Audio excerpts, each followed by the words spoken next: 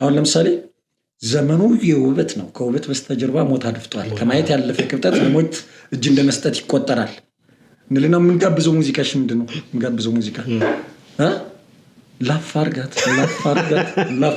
ትሄዳለህ። ስለዚህ ማዘር ወደ ጓዳ ስትገባ ወይ ኪሷ ላይ እንዳትገባ ወይ ፖርሳዋ ጋር እንዳትገባ አጨብጭብ ነው የምትባለው። እያጨበጨብክ ጭብጨባውን እየሰማች እሷ ጓዳ ወጥ እንጀራ ምናምን ታቀርባለች። ካጨበጨብክ አሳልቅም ተብሎ በቃ በምን ታነሳለች? ጭብጨባው ሲቆም ምናምን የታለ ምናምን ስትላለው ምናምን ብለህ እንደገና ትጀምራለህ። በጣም አንዱ ጓደኛችን ምንድን ያደረገው እያጨበጨበ በምላሱ ፖርሳዋ ላይ ገባ። በምላሱ ብር ምናምን እያነሳ ማለት ነው። ከዛ ስትመለስ እያነሳ ነው ብር በምላሱ ማለት ነው ፖርሳዋ ላይ። ከዛ በኋላ ቀንቅንም ተጨመረበት ማለት ነው። እያጨበጨብክ ታቀነቅናለህ። በሁለቱም አሰርክ ምንም ነገር አልሰራም። አቶ ጌትዬ ይባላል። አሁን ባህል ቱሪዝም ላይ የሚሰራ ነው። በጣም ስዕል ስገባ ተሰጦ አይደለም አየሁ ወንበር ምናምን ቁጭ አድርጎ አጥንት አደረገና ይችን ኧረ ተው እባክህ ህፃን ልጅ አደረግከን እንዴ ምናምን ነው። አይ ሳሉት ምናምን ስንል ወንበር ለካ መሳል አትችልም ታውቃለህ አይደል? እንደዚህ ዙሮ ምናምን ጠረጴዛ መሳል ለካ ከባድ ነው። ተሰጥኦ ከሌለ ገባ እና በኋላ ላንድስኬፕ ምናምን ይባላል። ሆቴሎቹን ገባና ፕሮፖርሽናሊቲ ምጣኔ ገባ ፊትህ ከእጅ የሚበልጠው ምናምን አይነት ነገር የቡና ቤት ስዕሎች ላይ ምናምን መስፍን ሀብተ ማርያም የጻፏቸው እነዛን ሁሉ ምናምን ከዛ ቆምኩና አቋረጥኩ። ስዕል ላይ በቃ ተሰጥኦ እግዚአብሔር ቁጣ አይደለም በራሳችን እንዝላልነት የምናመጣው እንጂ የእግዚአብሔር ቁጣ አይደለም። ሁላችን ልንጠነቀቅ ይገባል። ቀጣይ ሙዚቃን ጋብዛችሁ ቁጣህን አብርደው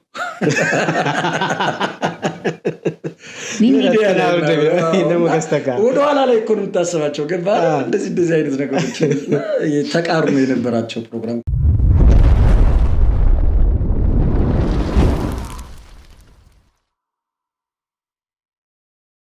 ሰላም ጤና ይስጥልን የተወደዳችሁ የዚህ ቻናል ተመልካቾቻችን እንኳን ደህና መጣችሁ ብለናል። ዛሬ እንግዲህ አንድ እንግዳ ይዘን መጥተናል። እሸቴ በርሄ ይባላል። እንግዲህ በእሸቴ በርሄ ህይወት ውስጥ ጎንደር ምን ትመስላለች በሰፊውና በዝርዝር የምናይ ይሆናል ማለት ነው። አጠቃላይ ሙሉ የህይወት ታሪኩን እናያለን። በቲያትር እንቅስቃሴ፣ በሬዲዮ ፕሮግራም ብዙ የህይወት ታሪኮች አሉት። ከዚህ በተረፈም ርዕሱ ነው የሚል አንድ መጽሐፍም አሳትሟል። እሸቴ ማለት በባህሪው ብዙዎቻችን እናውቀዋለን። በጣም ሳቂታና ተጫዋች ነው። ዛሬ ከሱ ጋር ያሳለፋቸውን ላይፎች በሙሉ አብረን እየሳቅን እንደምንከታተል ተስፋ አደርጋለሁ። እሺ አክብረኝ ስለመጣ በጣም ከልብ አመሰግናለሁ። ማመሰግነው እኔ ነኝ። አንተም አክብረህ አስታውሰህን ምናምን እንደዚህ ስቱዲዮ ላይ መጠን እንድንጨዋወት እንድናወራ ስለ አካባቢያችን እንድንነጋገር መድረኩን በመፍጠርህ በዚሁ አጋጣሚ ልትመሰገን ትገባለህ ነው ማስበውና እኔም አመሰግናለሁ። ምን መሰለህ የሆነ ሰዓት ላይ እናንተ ለኛ የቲያትር የህይወት ክህሎት ስልጠና ብዙ ሰጥን ነበር እና እኛ የእናንተን እየተከተልን የእናንተን ላይፍ አልፎ አልፎ በተለያዩ ገጠመኞች ታወሩን ነበር።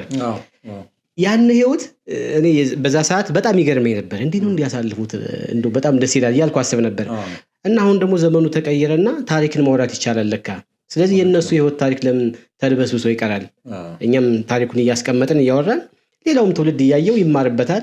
ሀገራችን እንዲነበረችው እያለም እንዲዝናናበትም ነው አንዱ ዋና ዓላማ አድርጌ የሰራሁትና አመሰግናለሁ። እስኪ ወደ ፕሮግራማችን እንግባና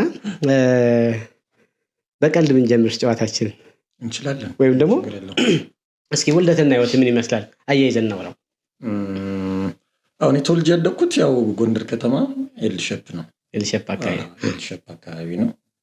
እዛ አካባቢ በጣም ብዙ በእኛ ጊዜ የነበረው ነገር በጣም ብዙ ደስ የሚል ነገር ነበረ የምናስታውሰው ማለት ነው። እኛ አካባቢ ላይ ትንሽ በእኛ ኤጅ የነበርነው ሰዎች አስቸጋሪ ነበርን። የሚያጋጥሙ ብዙ ነገሮች አሉ። ከነዛ ውስጥ አንዱን ብናነሳ ለምሳሌ ሲኒማም ለመግባት ብለው የሆነ ነገር ለማድረግም ሳንቲም ምናምን የምትወስድበት ሁኔታ አለ የተለያየ ነገር ለመጠቀምና ከኛ ሰፈር ጋር ተያይዞ አንድ የሚነሳ ነገር ነበረ አጨብጭብ የሚባል ነገር ማለት ነው። እና ምንድነው ምሳ ልትበላ ትሄዳለህ። ስለዚህ ማዘር ወደ ጓዳ ስትገባ ወይ ኪሷ ላይ እንዳትገባ ወይ ፖርሳዋ ጋር እንዳትገባ አጨብጭብ ነው የምትባለው። እያጨበጨብክ ጭብጨባውን እየሰማች እሷ ጓዳ ወጥ እንጀራ ምናምን ታቀርባለች። ካጨበጨብክ አሳልቅም ተብሎ በቃ በምን ታነሳለህ? ጭብጨባው ሲቆም ምናምን የታለ ምናምን ስትላለው ምናምን ብለህ እንደገና ትጀምራለህ። በጣም አንዱ ጓደኛችን ምንድን ያደረገው እያጨበጨበ በምላሱ ፖርሶዋ ላይ ገባ። በምላሱ ብር ምናምን እያነሳ ማለት ነው። ከዛ ስትመለስ እያነሳ ነው ብር በምላሱ ማለት ነው ፖርሳዋ ላይ። ከዛ በኋላ ቀንቅንም ተጨመረበት ማለት ነው። እያጨበጨብክ ታቀነቅናለህ፣ በሁለቱም አሰርክም ምንም ነገር አትሰራም። እና በጣም የሚገርም ነው። አንድ ጓደኛችን ልክ እንደዚሁ ምንም ነገር ቢያጣ ምን አደረገ መሰለህ? ቻው ምናምን ብላ ቆልፋ ቤቷን ምናምን ወደ ገበያ ስትሄድ እሱ ውጭ ላይ ዘነዘናል የቡና ሞገጫ ብረቱ፣ እሱን ይዞ ሲወጣ እሷ ቃረስታ ስትመለስ ከበሩ ከግቢው ተገናኙ። እማዬ ገደልኩሽ ለዛሬው ሙቻለሁ ዘነዘናው አስቀምጠበት አጋጣሚ አለ። እና በጣም ብዙ ደስ የሚሉ ጊዜያቶች የነበሩበት ነገር ነበር። ስፖርት እንሰራለን እና ቄራ ሾና ሂደን እንገዛለን። ቀበሌ 17 እና የኛ ግሩፕ ሊደር የነበረ ዳኛው ጫቅለኝ ይባላል። እና እሱ ምን ያደርገናል መሰለህ? ያሰራንና በደንብ ሰርተን ምናምን አብሹሎ ትሰርቃለህ። ኤልሸፕ ላይ ሙሉ አብሹሎ ከተቆረሰ ትመታለህ። ሁሉም ሙሉ እንዳለ ይመጣሉ። ሙሉ አብሹሎ እንደተሸከመ ትመጣለህ። ከዛ ምንድነው የምታደርገው? ስፖርት ሰርተህ ስትጨርስ አብሹሎ ትበላለህ። የምታወራርድበት በቅራሪ ነው። የኤልሸፕ ልጅ ስለሆነ ቅራሪ ትጠጣለህ ምናምን። ከዛ ተነሱ ይለናል።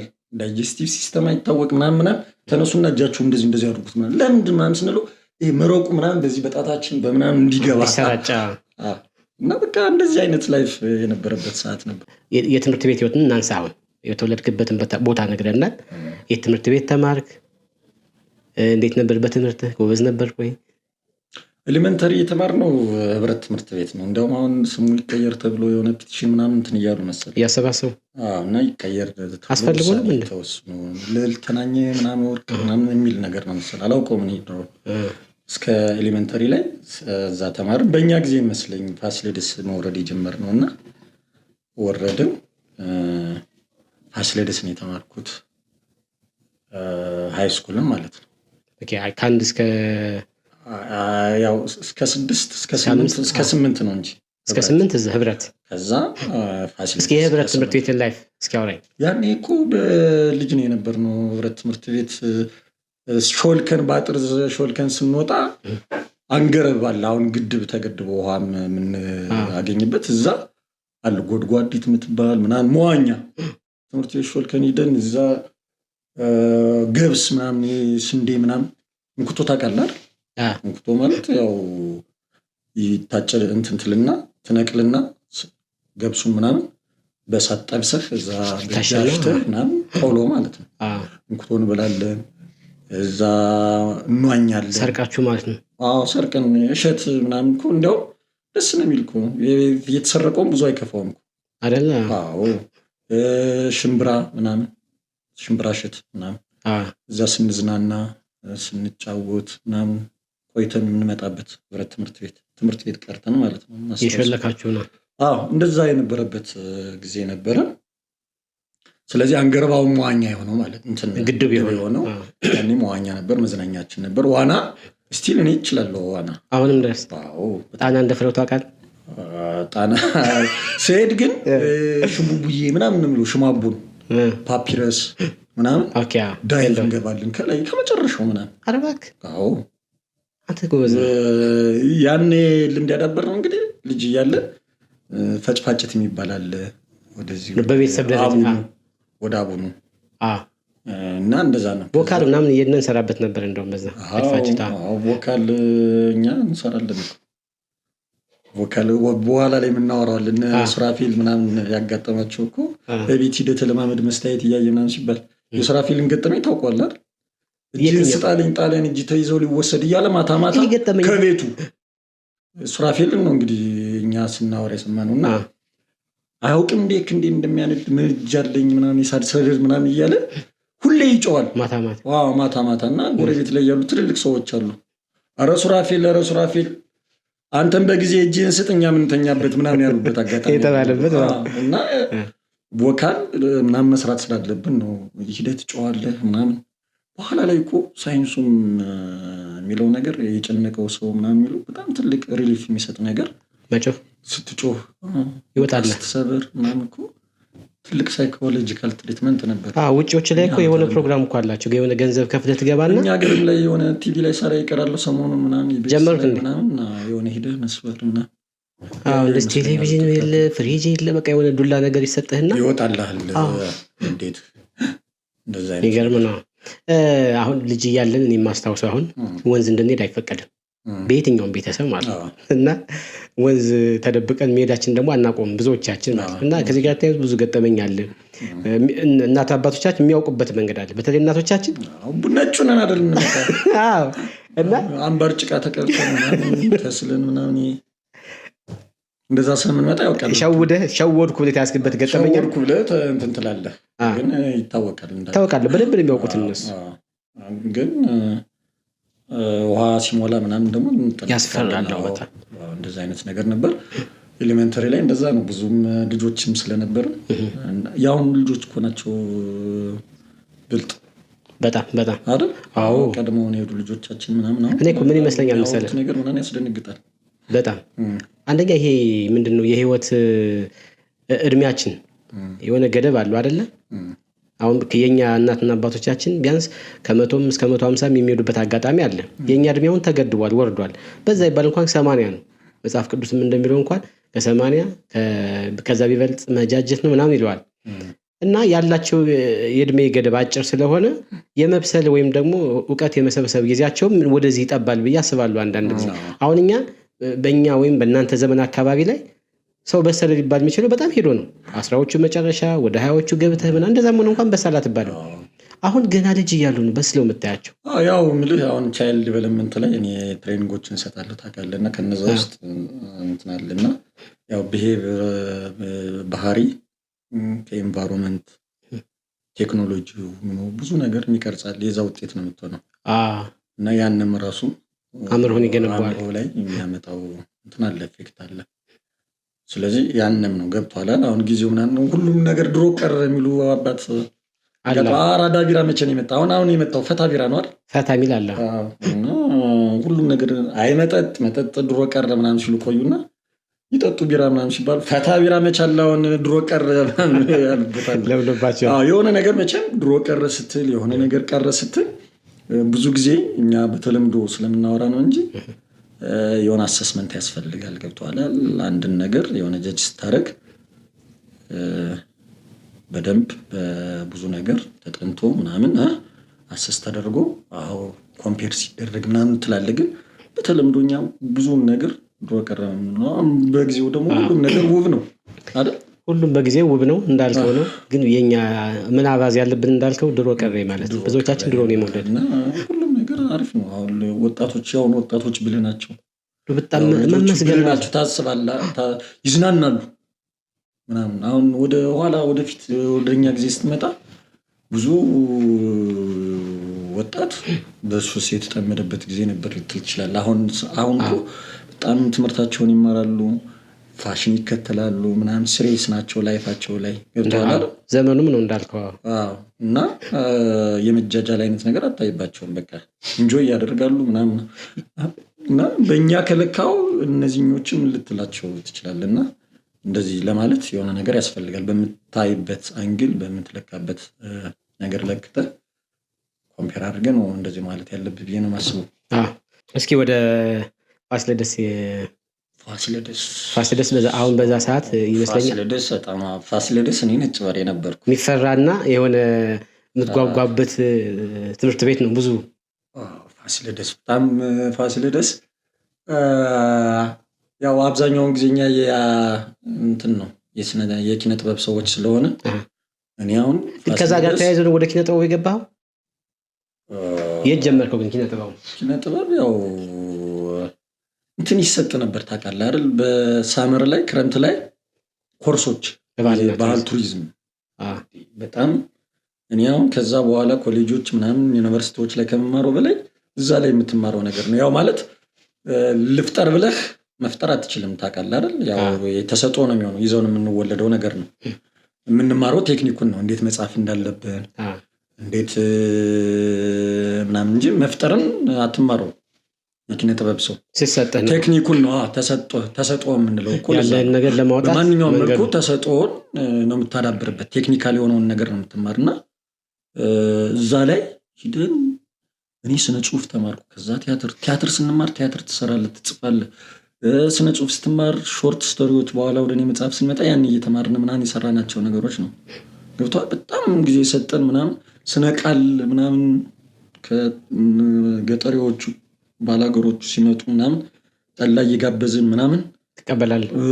መዝግበን ይህን ያክል ስነ ቃል፣ ይህን ያክል አባባል፣ ይህን ያክል ምናምን ሾርት ስቶሪ ስለ ሾርት ስቶሪ ስትማር ትጽፋለህ። የግጥም አይነቶችን ጽፈህ ምናምን ነው እና ሁሉንም ነገር እንትን ብለን በኋላ ላይ ስዕል ገባው። እኔ አቶ ዳኪ ይባላል፣ አሁን ባህል ቱሪዝም ላይ የሚሰራ ነው። በጣም ስዕል ስገባ ተሰጥኦ አይደለም። አየሁ ወንበር ምናምን ቁጭ አድርጎ አጥንት አደረገና ይችን ኧረ ተው እባክህ ህፃን ልጅ አደረግከን እንዴ ምናምን ነው። አይ ሳሉት ምናምን ስንል ወንበር ለካ መሳል አትችልም ታውቃለህ አይደል? እንደዚህ ዙሮ ምናምን ጠረጴዛ መሳል ለካ ከባድ ነው። ተሰጥኦ ከሌለ ገባ እና በኋላ ላንድስኬፕ ምናምን ይባላል። ሆቴሎችን ገባና ፕሮፖርሽናሊቲ ምጣኔ ገባ ፊትህ ከእጅህ የሚበልጠው ምናምን አይነት ነገር የቡና ቤት ስዕሎች ላይ ምናምን መስፍን ሀብተማርያም የጻፏቸው እነዛን ሁሉ ምናምን ከዛ አቆምኩና አቋረጥኩ። ስዕል ላይ በቃ ተሰጥኦ አይደለም አየሁ እንጂ ሊትሬቸር ቲያትር ምናምን የተማርንበት ጊዜ ነበርና ይሰጡ ነበር ኮርሶች በጣም ስሬስ ሲሆኑ ማለት ነው። 3 ወር ሙሉ ፈግተህ ነው የምትመረቀው። እኛ ከዛ በፊት የፐብሊክ ላይብራሪ ደንበኛ ነበርን። ያው ጥንቸሉ ጴጥሮስ፣ ቦላቡ ምናምን የሚባሉ መጽሐፎችን በማንበብ ነው ሳታስብ ወደዛ የምትመጣ ገባህ። መጽሐፍ ስታነብ ሾርት ስቶሪዎችን ታነባለህ። ከዛ በኋላ ኖቬሎችን ምናምን ከዛ ፍቅሩ እያደረብህ መጣ። ከዛ ክበብ ዝባድ፣ ሼክስፒር እስኪ በሂደት እንሂድባቸውና ወደዛ የገባንበት ግን መጀመሪያችን ሃይስኩል ላይ ምናምን እየተማርን እግረ መንገድ ክረምት ላይ በሚሰጡ ኮርሶች ላይ ነው። ግን ፋሲለደስ ትምህርት ቤት ለብዙዎቹ የአንደኛ ደረጃ ትምህርት ቤቶች እንደ ትልቅ ትምህርት ቤት ነበር የሚታየው። ከዛ ፋሲለደስ ልትገባ ነው ሲባል ልክ በቃ ደስ የሚል ስሜት ሁሉ አለው እና እስኪ አንተ አሁን በዛ ነጭ በሬ ነበርኩ ብለኸኛል። እስኪ ፋሲለደስ ህይወት እንደምናወራ ፋሲለደስ ላይ ምን መሰለህ ሚኒ ሚዲያ ነበረ አለው። አዳራሽ ነበረው፣ ትልቅ አዳራሽ። አሁን በመግቢያው በኩል ያለው አሁን መግቢያ በሆነበት በኩል ላይ ትልቅ አዳራሽ ነበር። ስለዚህ አማርኛ መምህራኖቻችን ጋር እኔ ቲያትር ምናምን እንሰራለን በአንዳንድ ብር ቲያትር እና አዳራሹ ሞልቶ ይተርፍና ለሚቀጥለው ዓርብ እንላለን። እዛው ትምህርት ቤቱ ላይ በአንዳንድ ብር በጣም ቲያትር ምናምን እየሰራ በእኛ ጊዜ የነበሩ ያስታውሱታል። ቲያትር እንሰራና በጣም ብዙ ሰው ይገባል። ገባ አዳራሹ እንግዲህ ምን ያህል ሊይዝ እንደሚችል ሰው በልጅነታችን በጣም በአንዳንድ ብር ደግሞ ልጆች ስለሆኑ በጣም ተጠጋግተው አንድ ብር ግን በጣም ውድ ነው በዛ ሰዓት። ውድ ነው እና ያው 80ዎቹ አካባቢ አይደል የምናወራው። ስለዚህ እንትን ነበር ሚኒ ሚዲያ ላይ እኔ ከዛ በኋላ ማስታወሰው አንድ ጊዜ ምን አለ መሰል ፖሊሶች ነከድር ምናምን የሚባሉ ፖሊሶች ነበሩ። ስትሾልክ ፖሊሶች ይይዟል እና እኛም ደግሞ ያው እንሾልካለን። ሰኞ ቤት ማክሰኞ ቤት ምናምን የሚባል ጠላ ቤት ነበር። ሾልከ ያኔ ተማረ በጣም ሲሪየስ ተማሪ የገጠር ተማሪ ምናምን ካልሆነ እኮ ጂኒየስ ተማሪ የምትለውም ሁሉ ይሾልክ ነበር። የከተማው ልጅ ወጣ ጠላ ቤት ምናምን እና በአጥር እኔ ፖሊሶችን እና ተማሪዎችን ለማገናኘት ፖሊሶች ለእኛ ብለው ነው። ስለዚህ ሙዚቃ መርጠውላቸዋል። የመማር ማስተማሩ ሂደት እንዳይል እየተባበሩን ስለሆነ ልንጠላቸው አይገባም ምናምን ብዬ ሙዚቃ የፍሬም ጋብዛለሁ። ድልድይ ነበርኩ አየህ። በዛን ጊዜ ደግሞ የጸረ ኤድስ ምናምን ደግሞ የነበሩ ደግሞ አስቂ ነገሮች ነበሩ ሚኒ ሚዲያ ላይ የምናደርጋቸው። አሁን ለምሳሌ ዘመኑ የውበት ነው፣ ከውበት በስተጀርባ ሞት አድፍጧል፣ ከማየት ያለፈ ቅብጠት ለሞት እጅ እንደመስጠት ይቆጠራል እንልና የምንጋብዘው ሙዚቃ ምንድን ነው? የምንጋብዘው ሙዚቃ ላፋርጋት እየተግባባ እንትን ደግሞ ኤችአይቪ የእግዚአብሔር ቁጣ አይደለም፣ በራሳችን እንዝላልነት የምናመጣው እንጂ የእግዚአብሔር ቁጣ አይደለም። ሁላችን ልንጠነቀቅ ይገባል። ቀጣይ ሙዚቃን ጋብዛችሁ ቁጣህን አብርደው።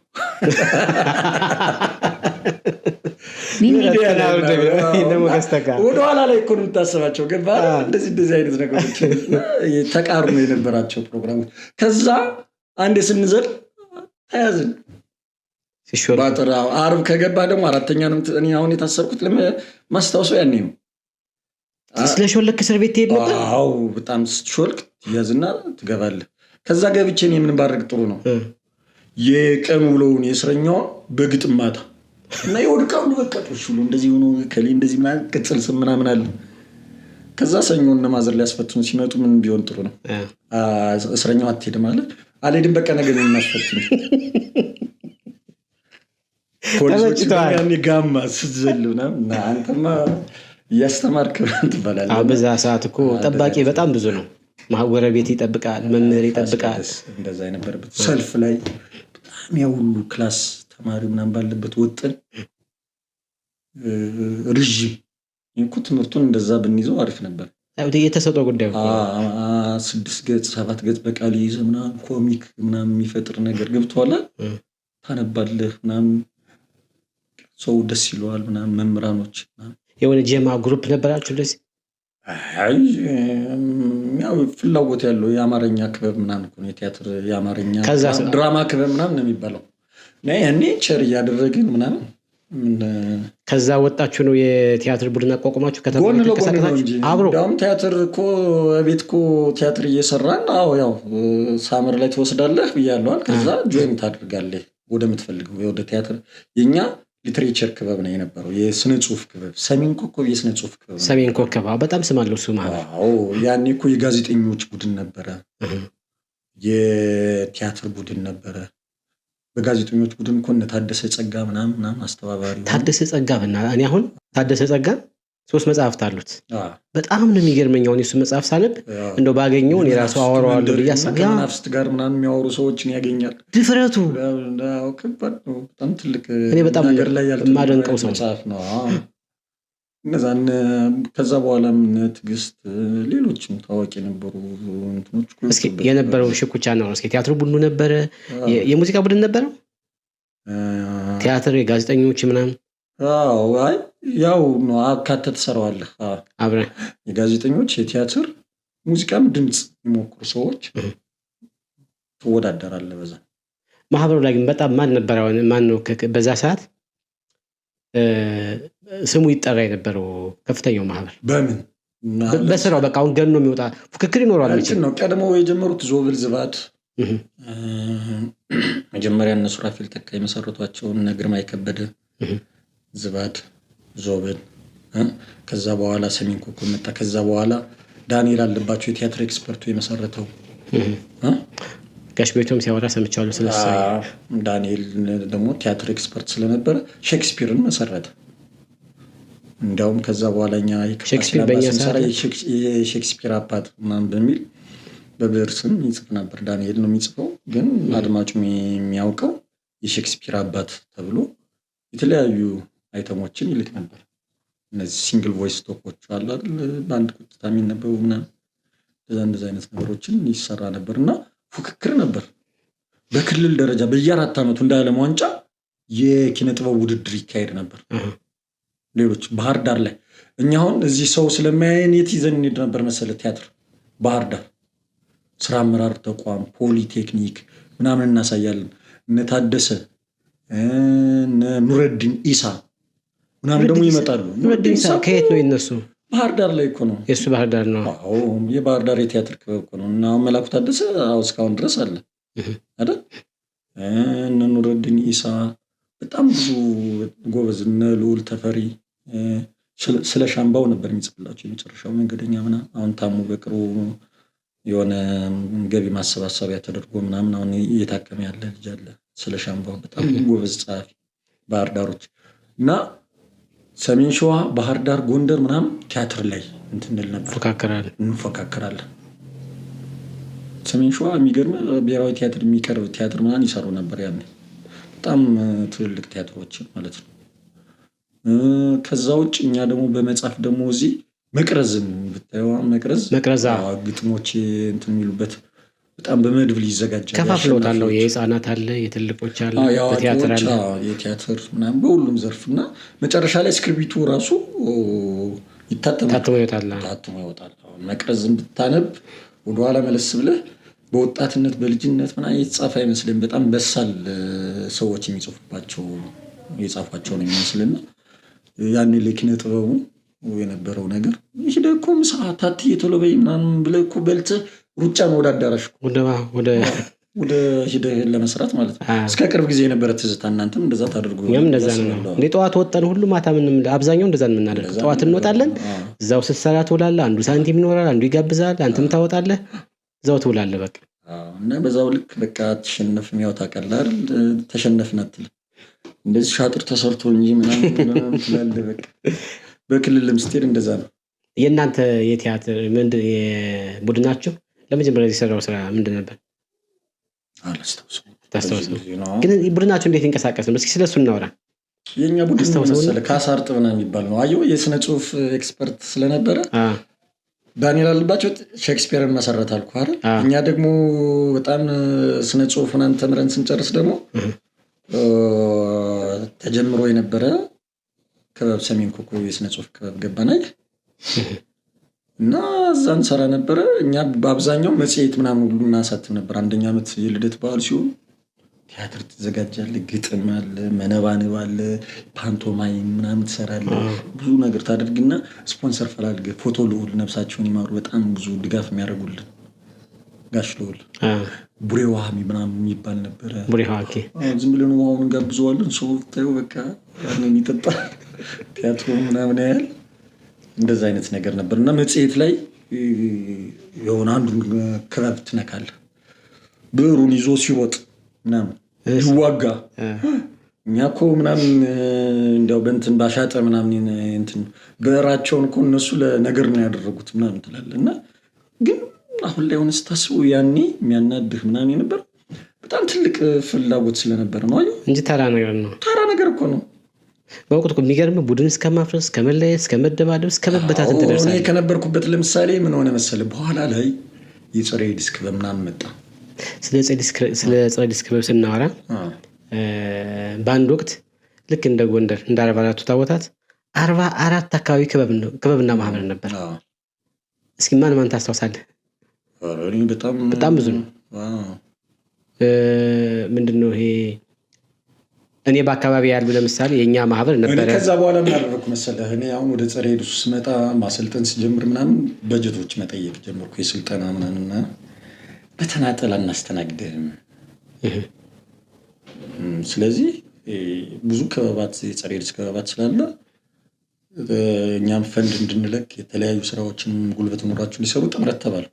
ታስታውስ ከሆነ እኮ ይህን ተብዬ ነው በኋላ ላይ መጥቼ ጥምረት እንዲመሰረት አስተባብሬ የጸረ ኤድስ ማህበራት ጥምረት የተመሰረተው። እና እንዳልከው እንደ ፈል የፈሉ ነበሩ በዛን ጊዜ ሁሉም። ከዛ በጣም ብዙ ነበር።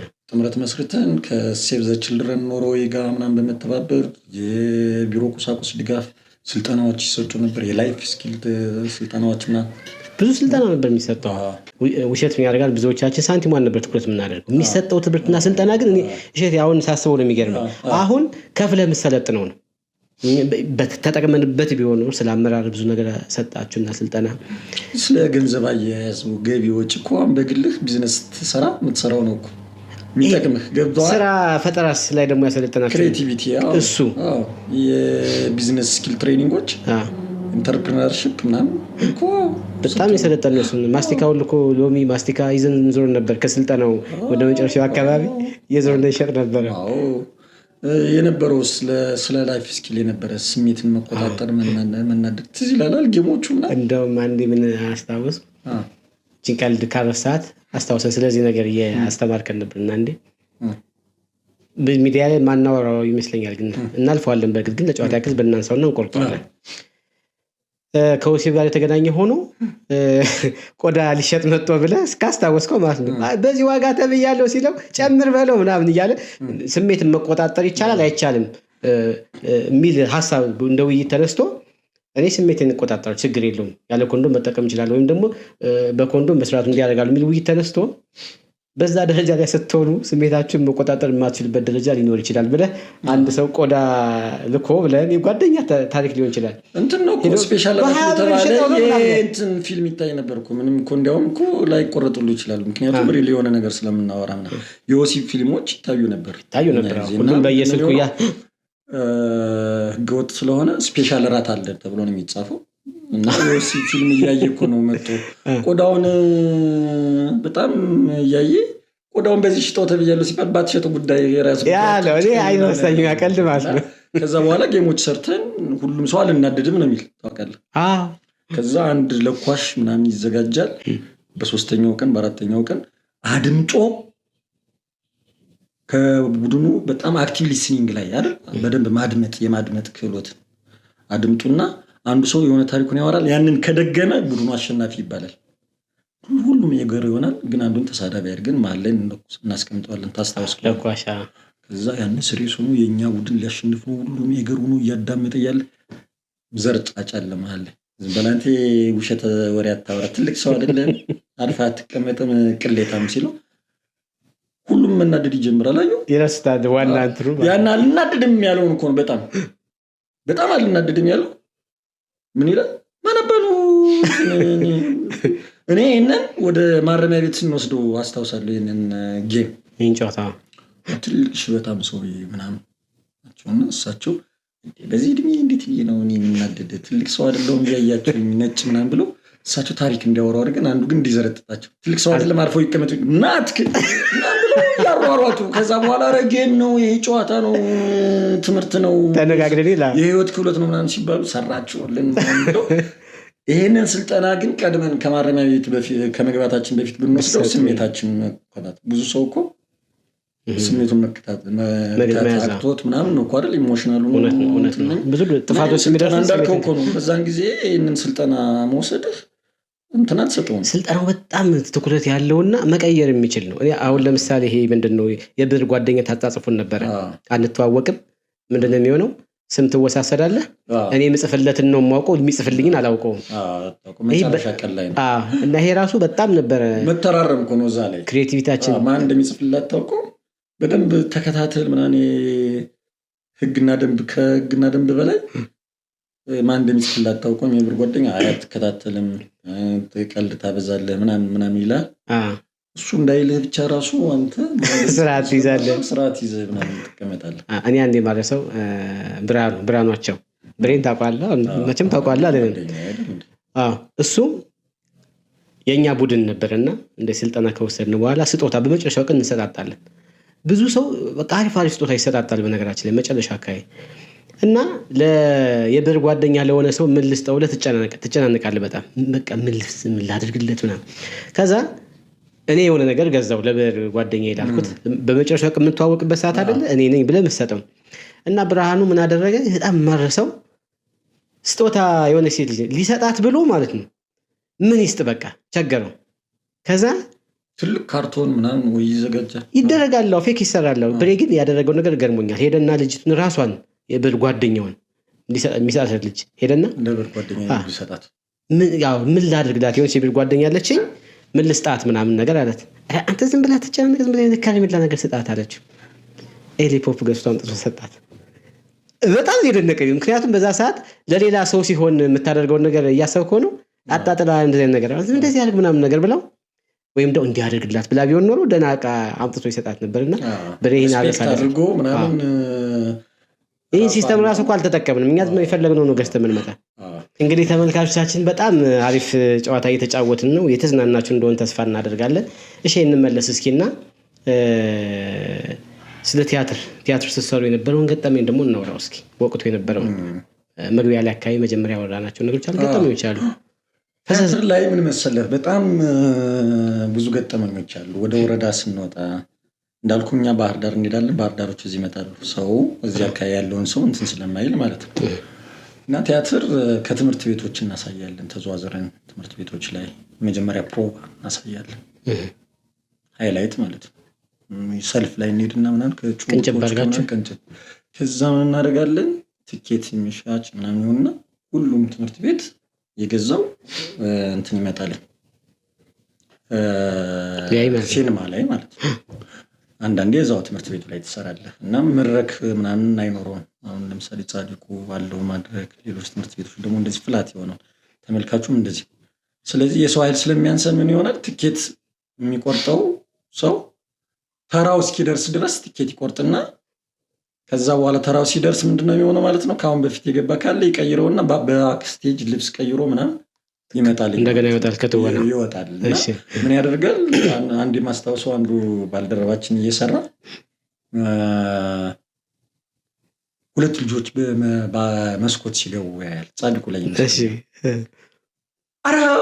አተያዛቸው ሳይገቡ ምናምን ነገር ሁለት አልገቡ አልከፈሉ ምናምን ይልና ከሙድ ወጥቶ እኮ ነው ገብቷል። ከቲያትሩ ሙድ አባቱ ነው ምናምን ነበር የሚሰራው። ከዛ ትዝ ሲለው ቲያትር እየሰራ ነው ገብቷል። እና ተመልካቾቻችን ያው ይቅርታ አድርጉልኝ እንግዲህ እናንተ ከፍላችሁ እነሱ ሳይከፍሉ ገብተው ቢያዩ ጥሩ አይደለም አይደል? ለዛ ብዬ ነው አሁን ወደ ቲያትሩ እንሄዳለን ይቅርታ ምናምን አንተ ግን አስከፍላቸው እነዛው ልቃ የለበሰው ከሱ ቀጥሎ ምናምን እያለ ገብተዋል አይደል? አንደኛው እንደዚህ አይነት ገጠመኝ ያጋጥማል። ሁለተኛው ደግሞ ፍላት ስለሆነ የሚሞቱ ሰዎች አሉ ቲያትሩ ላይ ያው በቃ እንደውም በዚሁ አጋጣሚ ላይ ምንድነው ቲያትር ሊተኩስ እያለ ርችት ወይ ምናምን ክብሪቱ ምናምን ርጥብ የሆነና እንትን ነውና እንዴ ኮንዶም ይሄ መምህራን ኮሌጅ ላይ ይመስለኛል ኮንዶም ተገኘና ከአንዱ ኪስ ተቋጥሮ ኮንዶም እንዲፈነዳ ሲመታ አዳልጦት ኮንዶም ወደ መድረኩ ዱብ እያለ ሄደበት። ከዛ ምንድነው እንዲያውም አልገልሽም ተዋር አንቄ ነው የምገልሽ ምናምን ብሎ እንደዚህ ሲልስ እየጮኸ እንትኑ ጥይቱ ርችቱ ከዛ ትሞታለች። ከሞተችም በኋላ ደግሞ ምንድነው ፊት ለፊት ላይ ምናምን ሰዎች ላይ ትነፍሳለች ምናምን ሲባል አንተ ሙቻለሁ ምናምን አትነካካኝ አፍንጫዋ ምናምን እየሰረሰሩ አየህ ፊት ላይ ያሉት በስክሪፕቶ በምናምን። ግን አንዳንዴ እኔ እኮ ይገርመኛል ተመልካች እኛ ልክ እንደናንተ መቼም ከእናንተ ተከተልን ቲያትር ሰርተናል እና በፊሊያ የቲያትር ቡድን ወረዳ ለማሳየት ሄድና እና እንደዚህ ቲያትር እያሳየን መድረክ አለው ልክ እየተወነ ሰው ጸጥ ብሎ እየተከታተለ ነው። ከዛ አንዱ ልጅ ተመችተነዋል፣ ቲያትሩን ወዶታል፣ ደስ ብሎታል። ቀጥ ብሎ ገባ ወደ መድረኩ። እኔ እንዴት እንዳልከለከልኩት ራሱ አልገባኝ። ቀጥ ብሎ ገባ። እኔና ሳራ ትባላለችና እሷ ጋር ቁጭ ብለን እንደዚህ እያወራን ቀጥ ብሎ ገባ። እኔ እሷን እያወራው እንደዚህ ቀና ስል ፊት ለፊት ይቆማል። ደነገጥኩ። ላጣ አድርጎ 6 ብር አወጣና ለኔ 5 ብር ሳራ 1 ብር ሸልሞና ቀስ ብሎ ወርዶ ሄደ። ምንም ነገር አለ እና አንዳንድ ጊዜ ቲያትር ሲሆን በስርዓት የምታየው ይሄ ነገር ገደብ ያለው ምናምን ነገር የማይመስላቸው ብዙ እንትኖች አሉ። የቲያትር ገጠመኝ ብዙ ነው። እሺ ብዙ እስኪ እናውራ እንቀጥል እስኪ። ከቲያትር ጋር ተያይዞ ከሬዲዮ ፕሮግራም ጋር ተያይዞ ወደ ሬዲዮ ፕሮግራም እንመጣለን። ቲያትር ላይ እንደዚህ አይነት ገጠመኞች አሉ። ማስታወሰው ወረዳ ላይ ምናምን ሂደን አንዴ ደባርቅ ምናምን ልናሳይ አንዷ ታመመች። አሁን የሆነ ክሊኒክ ያለው ልጅ ነው ማስታወሰው። አረ ምንም ችግር የለም እኔ በቃ መደርከዋለሁ በቃ ትላንት ሰሩት አይቻችሁ የለ መድረኩን መደርከዋለሁ በሷ ቦታ ሊገባል በሷ ቦታ በቃ ልብሼ ምናምን ድሮ ላይ እንደዚህ ይደረግ ነበር አይደል? ታውቃለህ የሴት ወንድ ሴት ብዙም ስላልነበር ቲያትር ሲሰሩ እኮ ወንዱ ሜካፕ ምናምን ተሰርቶለት የሴት ምናምን ይሰራል። እኛ በፊት ኮሚክ ሪፍ ራሱ ሲፈጠር ድሮ ታስታውሳለህ? በቃ ሰውን ለማሳቅ ቄሱ ይመጣሉ። አባ እንደምን አሉ ምናምን ያሳልማቸዋል ምናምን አረ ይቀመጡ አባ ምናምን ተብሎ ሊቀመጡ ሲሉ ወንበሩን ይስባል። ቄሱ ሲመጡ ሰው ቄሱ ሲወድቁ ገብቷል። በጣም እንትን ነው ኮሚክ ሬዲፍ ለመፍጠር ተብሎና በልጅነት ጊዜ ነበሩ በጣም ብዙ ገጠመኞች ማላስታውሳቸው ነበር። ግን ሰብሰብ ስንል እናወራለን። አሁን ነጥላውን ወልዳረገ ነግርማቸው ምናምን ስንገናኝ ሰብሰብ ብለን እንዲያውም የገብረ ማርያም ምን ይላል መሰለህ እኔ መድረኩን አመቻችቼ እነዚህን ነገሮች የምታወሩበት ሚዲያ ላይ ምናምን በጣም ፈን የሚፈጥሩ ምናምን ይላል እና አሁን ሲጠይቀኝ አየሁ ጠፋ አንድም አላስታወስኩም። እስኪ እንትን ምንድን ነው ይሄ እሸቴ በርሄ በጣም ተጫዋች ነህ። የመፈራት እንትኑ ነበር በዛ ሰዓት ላይ ብዙን ጊዜ ትመራለህ። አንድ ነጭ ኮት ነበረችው አሉ ነጭ ኮት አለች ቁልፍ ደግሞ አለችው በእጁ ግን የሚቀውጠው አሉ። ዶርም ላይ የኔ ዶርም ነበረኝ። የኔ ዶርም ማንም ሰው ሲያመሽበት መጥቶ የሚያድርበት ምናምን ነው ነበረው። እዛ ላይ ጠረጴዛና አምፖል አለ። የእንትን አምፖል የጠረጴዛ አምፖል ጽሁፍ ስንጽፍ ምናምን የምናነበውን ነው መሆን የምንፈልጋየው። ስለዚህ እኔ ዶርም ላይ ምን ነበር ጠረጴዛና የጠረጴዛ አምፖል አለ ውስጥ ላይ የሚገባ እና ብዙ ጊዜ ቢ ግሩፕ ነበር ጥላውን ታየ የሚገርም ጥላውን እኮ ወደ ኤ ወደኛ ጓደኛዎቹ ስለሆነ ተለማመደንና ኤ ነው መሆን አለብኛል እኛ ጋር ስለሚል ጓደኛ ስለሆነ ዲሲፕሊን ኮሚቴ ያለ ይሄ ልጅ በምን አንተ ህፃን ነህ ተባለ። እንዴት በማንገቻ ነበር ወፍራም ልጅ ነበር በማንገቻና ህፃን ልጅ ነው እንዴት ለናከን ኮናንስ እድሜ ሞልቷል አለ። ከዛ ዲሲፕሊን ኮሚቴው ዘራ ገብረመድህን የሚባል ነበር ሂድና በጓሮ ጸጉር ማብቀሉና ለማብቀሉ ብልቱ ላይ ተናታ የተባለበት ወደ ኤ ግሩፕ ለማሳደግ ግን ስራው ላይ አክቲቪቲ ከዛ አልገባም አይደል ቀበሌ 17 ልጅ ነው የነበረ ግሩፕ ይዞ ጠብቀኝ በቃ ሰዎች ምናምን ይዞ ይመታ ያስገባኝ ወደ ኤ ግሩፕ ኦኬ። ከዛ በኋላ ሊያስፈራራኝ ማለት ነው። እንደውም እንዳትባረር ማህተም በኪሳችን ይዘን እንሄድ ነበር። እንደውም ከዛሬ ጀምሮ ተባረር እንዳትመጣ እና ጥሌ የኔ ሊቀመንበር ስለነበርኩ እኔን አክት ለማድረግ እኔ በሌለውበት ሰዓት ነጯን ኮት አድርጎ መነጽር አደረገ በሪዞ ማብሪያ ማጥፊያውን ቢያበራው አልበራለታል አምፖል የለውም አለው ምናምን ብሎ ደግሞ ያኔ ኦፖፕ ምናምን ስኮሽ ምናምን መጠጥ አለ እዛ ላይ ከመጣል ጆሊጁስ ጠረጴዛ ላይ እዛ እኮ ነው የምንሰበሰበው እኛ ጋር ምናምን ዶርም ላይ መጋረጃው ቲያትርስ የምንሰራ የሚጋረድበት መጋረጃ ነውና ቬንቲሌሽን ምናምን ሲፈልግ መጋረጃው ቅንፍ ስታርጎ የሸንበቆ ዶርም ናት ንፋሱ ይበቃል ቬንቲሌተሩና ዝጉት ይባላል። መጋረጃው ሲወርድ ያቆማል ወክዳ አርጎ እጁን አምፖል የለውም እንዴ ምናምን ብሎ ሲያስገባ ይዞት እስማ ሰርጎት ያን ዋው ምናምን ኦፖፕ ምናምን ስመጣ ብሎ ይሄ ልጅ እንዳላየው ይባረር ብለን ተብሎ ግን ከኔ ዲክታተር አልነበርኩም። በቃ እኔ አይደለም ግን ተሰሚነትና የመምራት እንትን የሰማው ሊደርሺፕ ላይ ደግሞ የምታውቀው የመምራት እንትን በጣም ምናምን መቆጣት አለብህ። ግን ከኔ ይልቅ በጣም እንትን የሚል የነበረ ስሬስ የነበረ ወልድ አረጋይ ነበር። እኔ በጣም እንደዚህ ጫወታለሁ ምናምን ነገሮች ሀፕን ሲያደርጉ ምናምን እንትን የሊደርሺፕ ኳሊቲው አልነበረኝም። ያው ነበርኩ ግን ጥብቅ ያለ ምናምን አምባገነን ዘላለም ጌጡን ቡና አስፈልተዋል። ዘላለም ጌጡን ለሴት ያ ጀንደር ኳሊቲ ላይ እኮ ነው አይደለ ቡና ምናምን ያፈላ ነበር ዘሌ ብዙ በቃ ደስ የሚል ነገር ነው ነበር። ያኔ እንከባበር ነበር ስቲል እስካሁን ድረስ በቃ ያንን ነገር ስናስታውስ ትዝ የሚለን የልጅነት ጊዜያችን ያነ ነበር። የዛ ዘመን ግን አሁን ለምሳሌ እንደው ከዛ ዘመንና አሁን ዘመን ካለው ጋር ስታነጻጽር ምን ይሰማል? እኔ ትኩረት አለመሰጠቱ እና አለመቀጠሉ በጣም ብዙ አሁን ለምሳሌ ስታየው የማንበብ ልምዱ ቀንሷል። በኋላ መጽሐፍ ላይ መግቢያው ላይ ያለ ነገር አለ።